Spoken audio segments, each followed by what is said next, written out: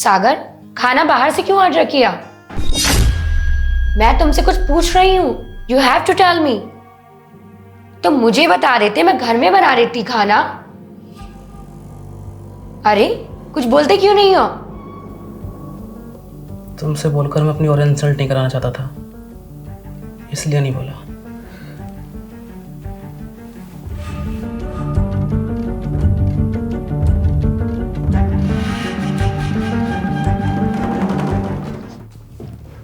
सागर, तुम ये बाहर क्या बोल के आए?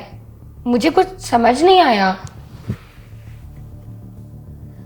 मैं तुमसे कब से बात करने की कोशिश कर रही हूँ और तुम हो क्या अवॉइड किए जा रहे हो?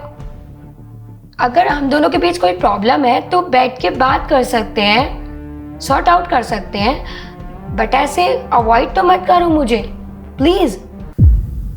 देखो खुशी, मुझे ना तुमसे कोई बात नहीं करनी है, और बात करनी ही क्यों है? शादी के बाद साथ रह तो रहे हैं। तुम्हें कुछ ज़रूरत होती है तुम मुझसे मांग लेती हो, और जब मुझे कुछ चाहिए होता है मैं खुद ही ले लेता हूँ, तुम्हें डिस्टर्ब नहीं करता। तो फिर बात करने की तो कोई ज़रूरत ही नहीं है ना। बात नहीं करनी मतलब? लेकिन मुझे करनी है बात। अगर जाने अनजाने में मैंने तुम्हें कुछ बोल दिया है या कोई मिस्टेक हो गई है मुझसे, तो हम दोनों बात करके उसे सॉर्ट आउट कर सकते हैं ना, उसका सलूशन निकाल सकते हैं। व्हाट डू यू मीन कि बात नहीं करनी? खुशी, तुम्हें याद होगा मैंने तुमसे पहले भी कई बार बात करने की कोशिश करी है, लेकिन उसके बदले मुझे क्या मिला? हर बार बेइज्जती, ताने।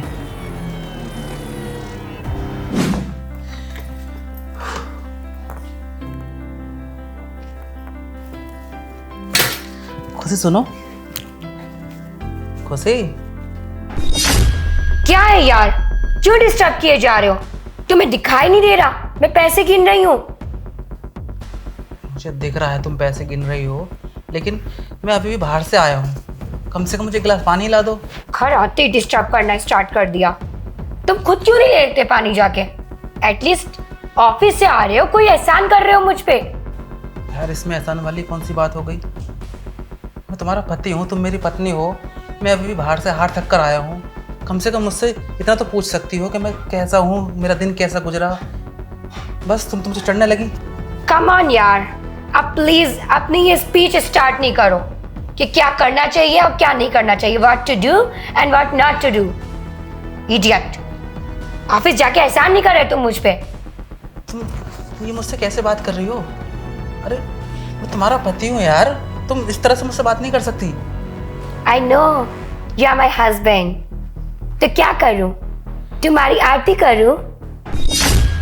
यार आरती करने को कौन कह रहा है तुमसे? इडियट। तुम अपने पति से प्यार से दो मीठी बात नहीं कर पा रही हो, आरती क्या उतारोगे? रहना तुम, मुझे जो चाहिए होगा ना मैं खुद ले लूँगा। तुम गिनो अपने पैसे। मुझसे तो बात करना ही बेकार है।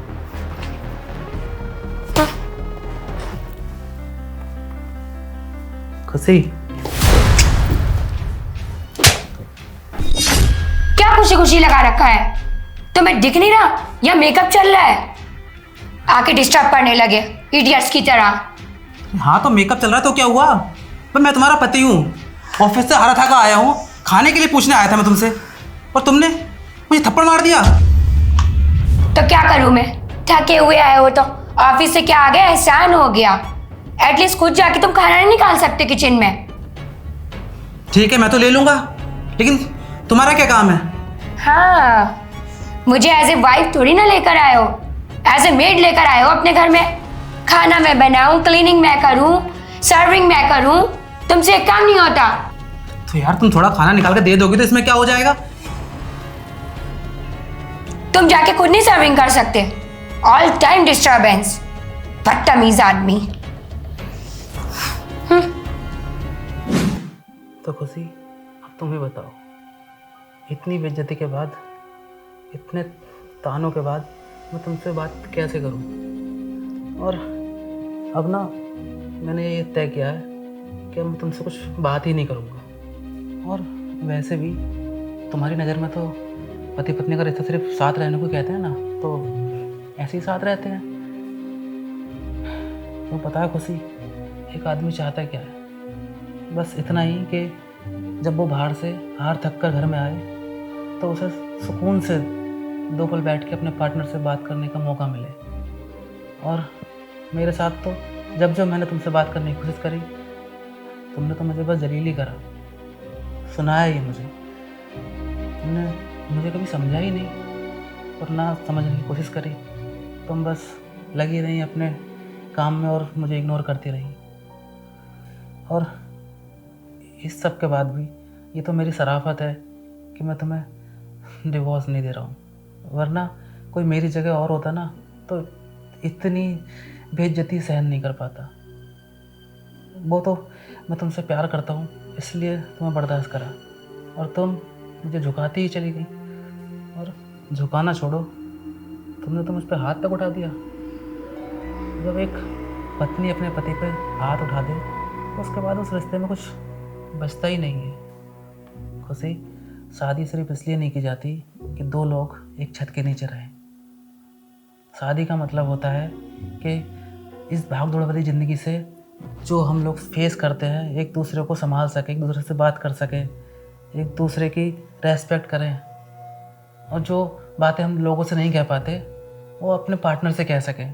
अपना दर्द, अपनी तकलीफ़ अपने पार्टनर से कह पाएँ। लेकिन तुम्हारे लिए तो ये सब सिर्फ मजाक है, सिर्फ शादी है।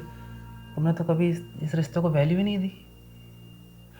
तो अब इस रिश्ते को बचा के होगा भी क्या? और वैसे भी इस रिश्ते को बचाने में सिर्फ मैं अकेला एफर्ट कर रहा था। मैं अपनी तरफ से पूरी कोशिश कर रहा था किसी तरह इस रिश्ते को बचा लूँ, पर तुम्हें तो ज़रूरत ही नहीं है ना। बहुत लोग हैं तुम्हारे पास, बहुत लोगों की भीड़ है, मेरी क्या ज़रूरत है?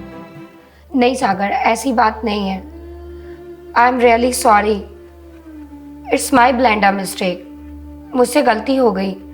मैंने पता नहीं तुम्हें क्या क्या बोल दिया, यहाँ तक कि तुम पे हाथ भी उठा दिया। मुझे ऐसा नहीं करना चाहिए था। I can realise this. जब तुम मेरे साथ ऐसा बिहेव कर रहे हो तब मुझे समझ आया कि अवॉइड करने से कितनी तकलीफ होती है, कितना बुरा लगता है। मुझसे बहुत बड़ी गलती हो गई।